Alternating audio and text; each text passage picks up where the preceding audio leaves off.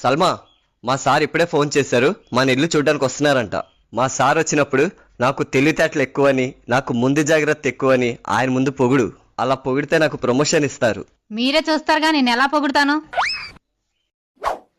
మీ ఇల్లు చాలా బాగుంది సలీం. Thank you sir.